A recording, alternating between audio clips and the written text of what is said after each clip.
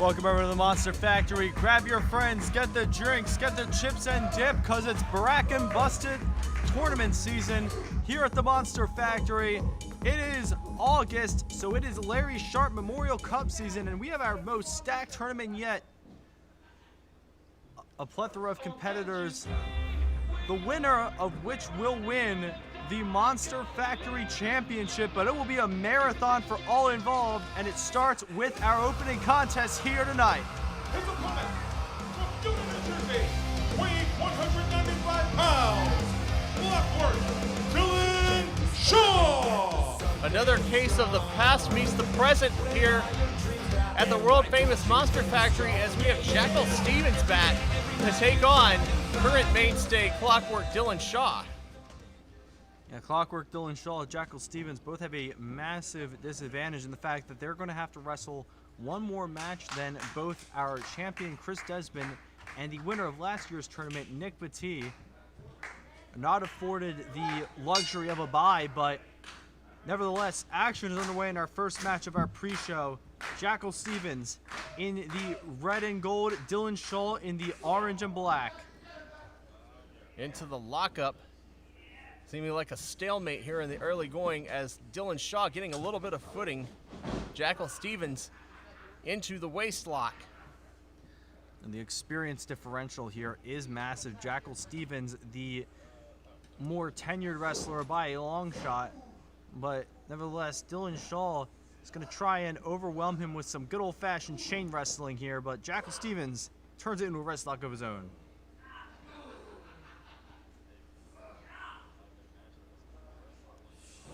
Dylan Shaw looked like he had a little bit of trouble getting out of that, but he does. Both competitors back to their feet.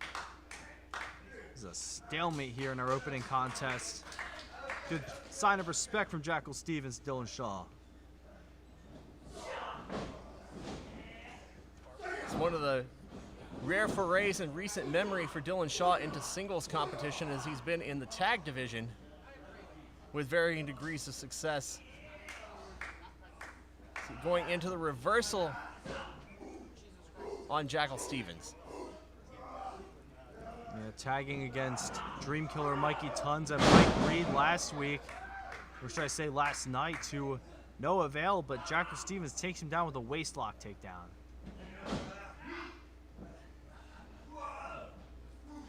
Stevens pulling him back to his feet into a headlock. Dylan Shaw fighting off, sending Stevens into the corner. Full steam ahead and nobody home in the corner. And right back to the headlock goes Jackal Stevens.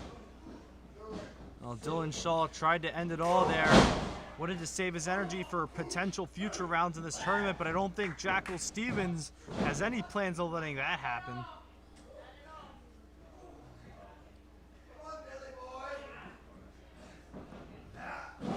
Stevens driving Shaw's head into the turnbuckle post. It's gonna be a pad. Taking him corner to corner.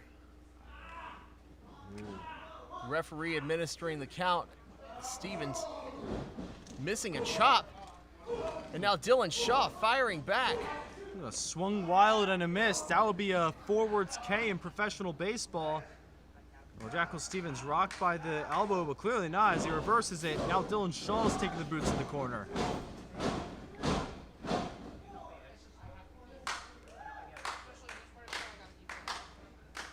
Well, hair check on the referee by Jackal Stevens as he pulls Shaw back to his feet. Hooking up, snap suplex. Notice he kind of jumped forward on that snap suplex a little bit. Got a bit of extra leverage on that. Well, tried the lateral press, got a 2 count.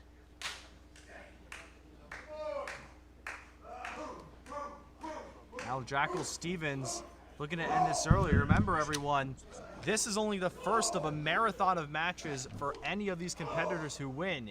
It is a war of attrition, a test of survival. Jackal Stevens with a flurry of offense as he sends Dylan Shaw into the corner. Big reversal, Shaw with a body block.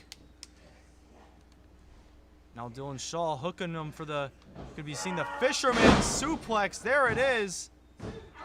Got a hook deep with the bridge, but still just a 2 count. Stevens starting to feel it in the back as he's fighting back to his feet. I think Shaw may be looking for a swinging neck breaker. Stevens had it scouted. Olympic slam attempt. Threads the line. There's a swinging neck breaker.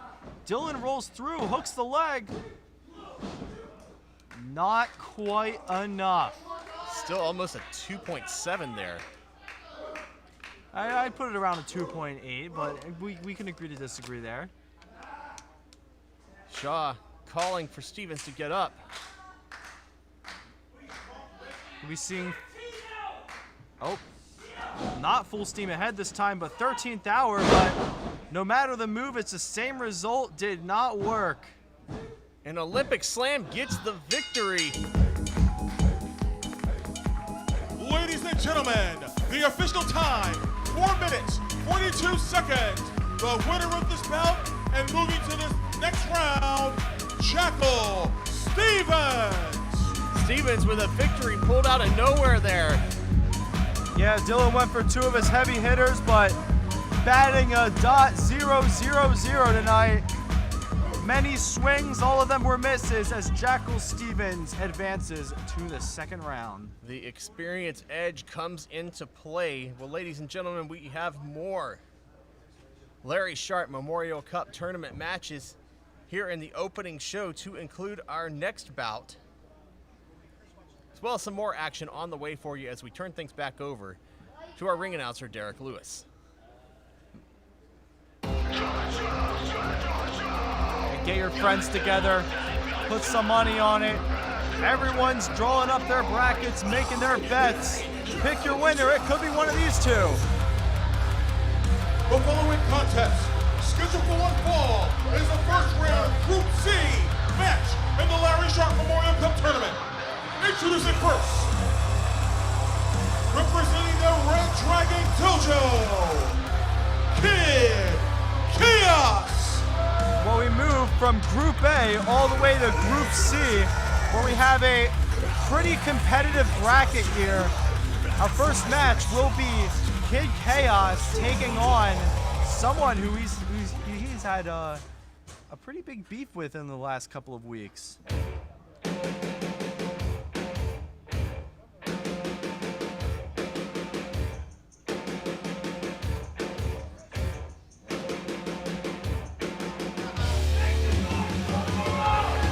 His opponent, from Levittown, Pennsylvania, weighing 200 pounds, Luke Dangro. Absolutely. The cheap shots from Controlled Chaos on Luke Dangro as of late. Very interesting that Papa Juice has left his son to his own devices tonight and not accompanying him to ringside. Well, that's the tenacity of the Red Dragon Dojo. You train your soldiers to fight with honor, or in the Controlled Chaos's case, honor with air quotes around them. All the same, Papa Juice has his own quarterfinal match later on tonight. Yes, also in Group C, might I add. This could be a very tough bracket for either one of these two. And we start with our first collar and elbow tie-up. Luke Dangro takes the wrist lock, but Kid Chaos does not want any part of that chain wrestling. And now we get right into the fisticuffs, Skylar. Dangro outstriking Kid Chaos. That martial arts background, that would not be the strategy that you would expect Dangro to take into this fight. Well, There's the block. Luke Dangro is kind of a punch first, ask questions later kind of guy. You see it a lot in his matches. If chain wrestling doesn't get the job done, he'll start throwing the lefts and rights like the opponent owes him money, but hey, you're seeing it right there. It's like something out of a fighting game. So wild swings there to no avail by Kid Chaos. Dangro with a flurry of strikes of his own and a beautiful sweep almost taken out of Papa Juice's playbook. Yeah, Kid Chaos is able to keep up with Luke Dangro pretty Oh, well. There's that Red Dragon Dojo training coming into play. Sliding flatliner into the cover goes Kid Chaos. Gets a 2 on Dangro, but that's it. Yeah, Kid Chaos has got to keep up the momentum. There is a skill differential here. But Kid Chaos meeting Luke DeSangro in the first round, that's got to spell, that's got to be a good thing for any future opponents these two have to face. They're going to wear the hell out of each other, that's for sure. Look at Kid Chaos choking Luke DeSangro over the ropes. Referee administering the count. I mean, Gave him a little too much time to recover as DeSangro with an elbow to the sternum. Now Kid Chaos taking the conversation to the turnbuckles, trying to ground Luke DeSangro with those kicks. They're not martial art kicks, but they're pretty damn effective, that's for sure. He's choking DeSangro in the bottom turnbuckle there. Just sets him up, sends him into the ropes. Back elbow. Drops DeSangro. Kid Chaos into the cover. Kick out after 2 off the lateral press. He got some torque on that. That was a crazy collision right there, Skyler. Questionably, but both of these competitors really want. I tell you, DeSangro did not want that chop. Kid Chaos gets one for his troubles.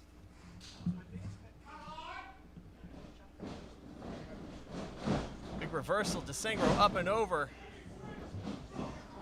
Meets a boot from Chaos in the corner. Running drop kick. Sends Luke tumbling inside and out like a tumbleweed. That's not going to be enough. Kick out after 2.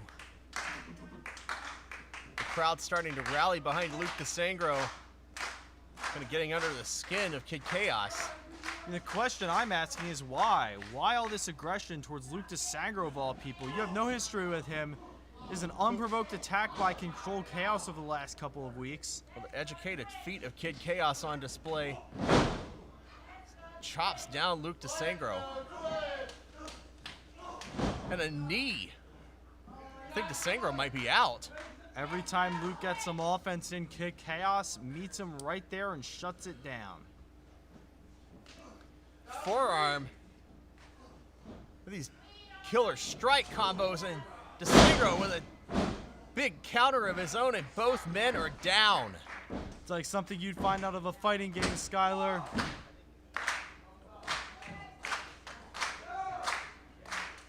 Might not have the martial arts background, but DeSangro, no slouch, going into the ropes. Monster raid attempt, and the bicycle knee counter. Twitch with Dragon's Breath. Is that gonna do it? It is! Ladies and gentlemen, the official time, 4 minutes, 28 seconds. The winner and advancing to the next round, Luke DeSangro. You look into the eyes of Luke DeSangro tonight and you see a man on a mission. Here in person, on social media, everywhere. He has called his shot. He is coming for that victory. Coming for that Larry Sharpe Memorial Cup tonight. This is a man who will not be denied. I look forward to seeing what Luke DeSangro has in store for the rest of the night. Luke DeSangro walks out with a win here, but how many more can he get in one night? That is the nature of the Larry Sharpe tournament. We hold this once every year to honor the memory of Larry Sharpe. But now we're taking a break from the action. We have singles competition coming up to wrap up our pre-show here.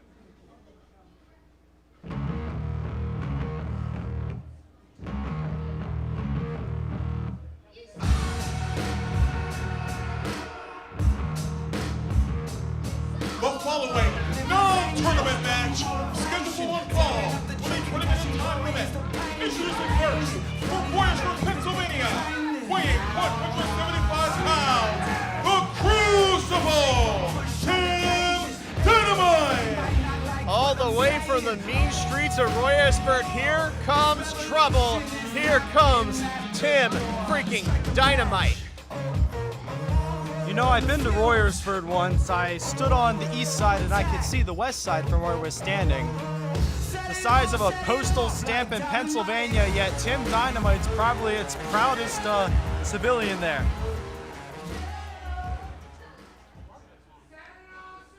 Nonetheless, maybe we have some people here in the building that miss Tim Dynamite as we welcome him back. His opponent from Sharpe, New Jersey, weighing 150 pounds, the King Piece, Cameron Pierce. And one heck of a welcoming committee in the King Piece, Cameron Pierce. Yeah, don't let age fool you. This man is one of our best high flyers in the Monster Factory, period. I mean, look at that. Showing off the agility before the bell even sounds. Tim Dynamite looks ready. You'd say this match is going to be royally explosive.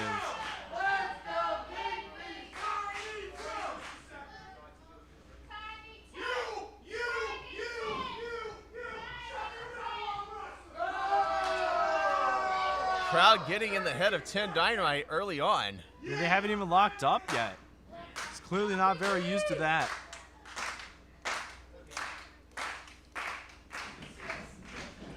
Cameron Pierce falling into a headlock from Tim Dynamite. Tim Dynamite scores the first headlock of the match, but Cameron Pierce whips him off, drops down. Ooh, but blocks the hip toss to end the combination. Cameron Pierce gets the drop kick out of the schoolboy roll through. Pierce hitting the corner, charging in, step up enziguri. Crowd wants one more. Is he gonna give it to them?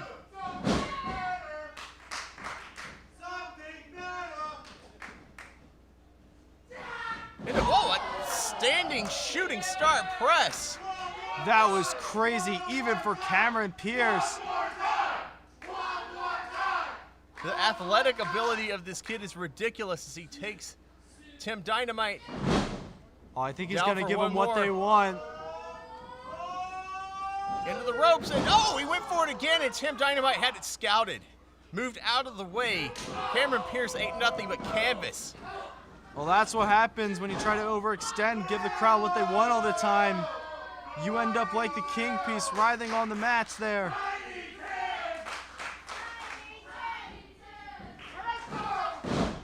Now Tim Dynamite with those closed fists trying to ground the King Piece. Dynamite taking exception with the crowd's nickname for him. Setting up for a neck breaker. Well, I mean, Cameron Pierce is in his mid-teens and he dwarfs Tim Dynamite. I mean, Cameron Pierce kicked out of that pin attempt. Dynamite into the corner. Hits the ropes. Almost stomping Cameron Pierce in the face. oh, is he gonna hit him with the Mean Streets combo?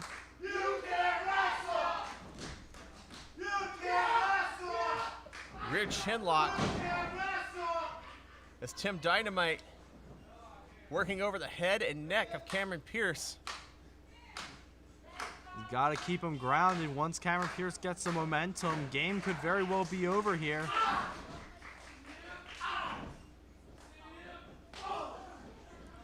Cameron Pierce to the right. There's a chop. There's another chop. Into the rope. Back elbow by Tim Dynamite. Drops Cameron Pierce. Dynamite mounting for the punches.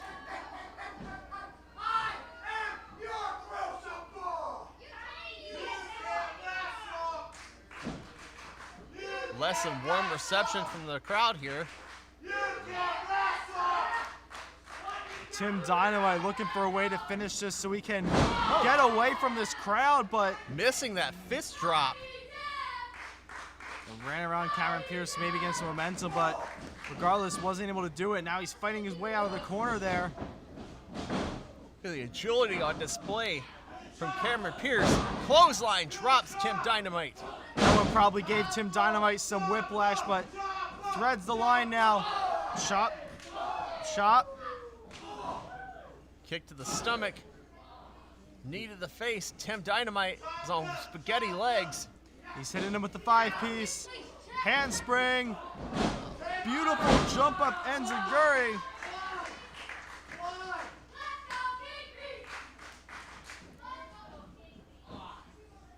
Cameron Pierce has a opportunity here. You cannot waste it, cannot let Dynamite get back to his feet. Up into the fireman's carry. Dynamite fights out into a schoolboy. Had the tights and the referee saw it. We could have been seeing the Queen's Gambit right there, but Tim Dynamite tried to be sneaky. Wasn't sneaky enough. Chopped him down. Series of kicks. Oh, reverse Meteora. Cameron Pierce on fire. What a bloodthirsty Meteora that was. Sebastian Valentino, I hope you're watching. As we line up and get ready, all hail the Queen's Gambit. Got all of it into the cover, hook of the leg. That's gonna do it. Ladies and gentlemen, the official time, 5 minutes, 8 seconds. The winner of this bout, the King Piece, Cameron Pierce.